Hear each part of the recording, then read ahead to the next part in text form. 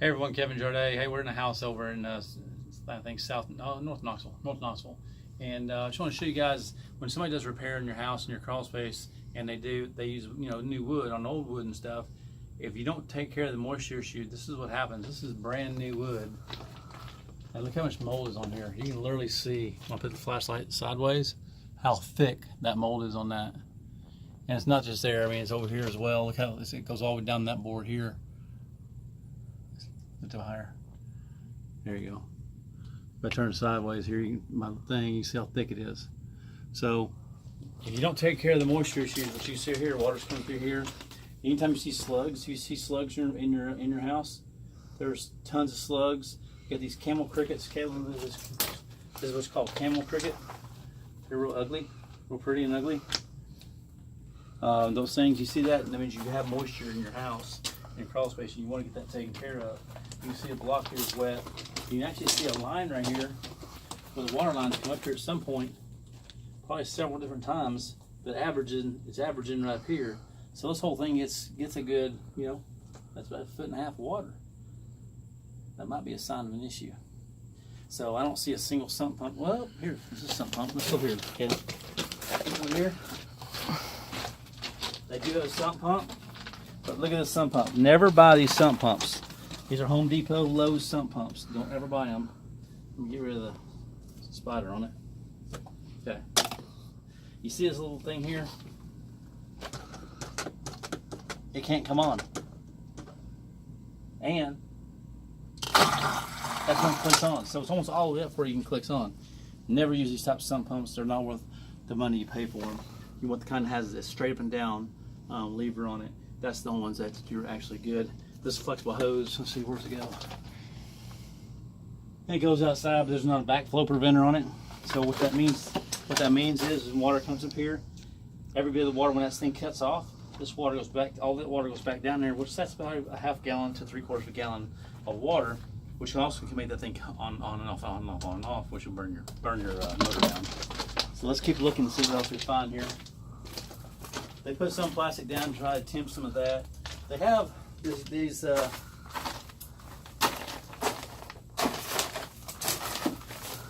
way they used to build these houses. They put the wood on here and put some brick on here. Technically you have to have 2 foot by 2 foot 10 inches deep this day and time. But here's the problem with this one. Over here, look, you'll see the crack over here. This crack right there. Okay, that goes all the way up to this piece. And then it comes over here and it cracks here as well. And comes down. So this at any point could just shift off.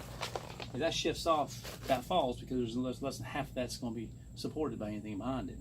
So this needs to be shored up. They just took this out and dug out too much of it, and that's the problem that you have. This particular house don't have nearly as much mold as the last one we went in. That's in the same area. But if you look at here, they got a joint right here on this beam. All right, you come over here, and they got a joint right here.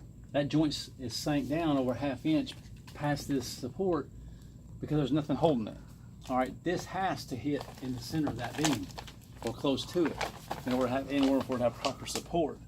So that's an issue. We saw some issues when we first came into this crawl space, but that's just the things that we look at when we were doing this stuff. So if you have a house in the old city area, a house that's over 60, 70, 80, 100 years old, these are the things that you need to be looking for yourself if you feel like getting under it. And check it out. Now this house here is a flip. Somebody bought the house. They did a beautiful job upstairs. It looks great from the outside, but they were concerned. Now come here, Kay. Look at this. Out here, if you look down here, this beam is actually leaning. They got this jack post. You're not allowed to use those jack posts. For one, it's not screwed in permanently. For two, they put it on a little cap block. But that beam is actually leaning some. Now, how important is that? Well, you can tell it shifted some too, because the post of the wood next to it is shifted down by 1/2 inch. But why is that important? It may not be. Okay, so you don't want any shift, you don't want any leaning, obviously. But this thing's been here 100 years. This house is really old. Don't even have concrete footers, so it's probably at least 80 years old. Will survive this long. It's just one of those things you just want to monitor it at that point. This right here is more of an issue than a beam that's leaning 1/2 inch out of plumb. So on these some of these houses you've got. Oh, here's a cute one. All right, see that 4x4 post there? They got one 4x4 post. They got one jack on this one 4x4 post. 4x4 posts have no structural strength when it's that way. What we do is we use 4x6 at least, and put the 6 inches straight up and down. Okay, with a 4x4 post, that thing can be bowed so easily. If you have a deck, you understand that. These things bow, they have no structural strength to it. So that really is not done right. And you can't just have one support on it. You have to have two, because now it's just teeter-tottering. So if you get weight here, it's just going to do this and vice versa. But if you have it structurally held by two, it can't go anywhere. All right? So we just keep finding things. Oh, here's one over there. Look at this. See that block over there? They got a 12 by 12 by 16 block. A 12 by 8 by 16 block over there. They turn it sideways to hold something on the porch up. You can't do that either. There's no structural strength. That's why all these karate guys, they go hit it with their hands and act like they're all tough, which are tougher than I am, but they break very easily. They're very brittle when they're turned this way. They have to, the only strength they have is when they're turned straight, you know, sideways, where you can get the pressure totally on it. So we just keep finding things one after another. Let's keep going.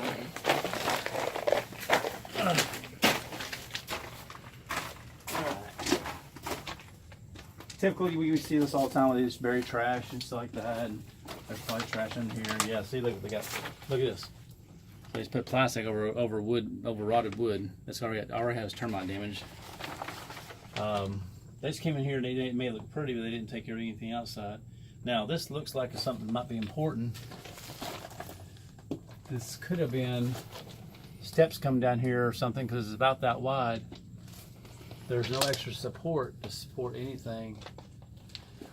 I'm not sure. That is a double joist.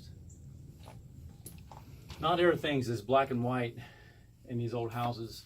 Sometimes they come in there and this could have been where a bathroom used to be, and they just took out the plumbing and they moved it, and that's all it could be. They could have moved it over behind where Caleb is. But if you go out here, you can see the daylight coming through this wall from this crawl space. You can actually see the light coming through. If that flashlight was on the camera, but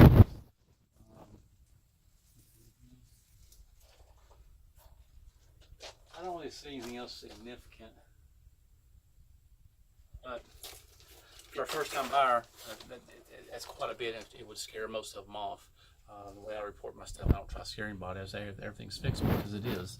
So it's not a huge deal. Come back to this way, Kelly. We'll show you a couple of things that I found. You see the water, boy, the water's coming through this wall, and that's why the stucco stuff has fallen off of it. All right, so you got these metal posts here. Got some metal post here. It's underground, so no telling how long that's going to last. It can rust out. It may last 5 or 10 years, but it's going to rust out. And I got to sit on top of a cap block instead of concrete, as you can see over there. That's not allowed either. And of course, then I got the 4x4 post again. There's no screws in that at all. And then what I really like, okay, let's step back here by the Crawlspace door and show them this. What I really like is this. So they decide they're going to put a 4-inch by 8-inch beam here. It's a little stronger, but you can see a bow in it. It kind of gives you an idea of what we're talking about. But they got a post here. They got roofing nails in it. Not really strong. There's no post here.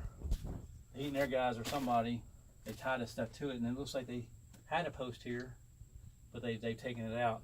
There's actually one sitting on the ground. I don't think it's long enough. Who knows if that was up there, but you can see right here, it's probably got an inch fall from here to there. And the problem when they do remodels like this, if they put vinyl flooring in, it's not a huge deal, because you can jack it back up. But if they don't, and you have tile up there, now it's unfixable. The only thing you can do is just support it where it's at, because you don't want to bust the tile up. Most likely, they'll, upstairs the level probably floor's pretty level, because they use leveler, floor leveler. They got liquid nail leveler. They got all kinds of levelers out there. So if they did that, the only thing you can do at this point is just come in here, put that support there, so it don't get any worse, and that will hold it. So I believe that was it, wasn't it? They had a couple more supports that were done wrong as well, but like we just talked about, the 4x4 posts just aren't the way to go. I'm sorry, sideways. They're fine structurally. They're fine going straight and down, as long as you got them on something solid. But they're not okay turned sideways. So if you feel like this has helped you at all, go to my Kevin Jarday on YouTube. I'd appreciate that, and subscribe to my channel. and we'll keep posting more videos, more learn tos, learn hows, and learn tos, and all that stuff, DIYs, and all kind of stuff. Appreciate Kevin Jarday with InstaDry. Thank you.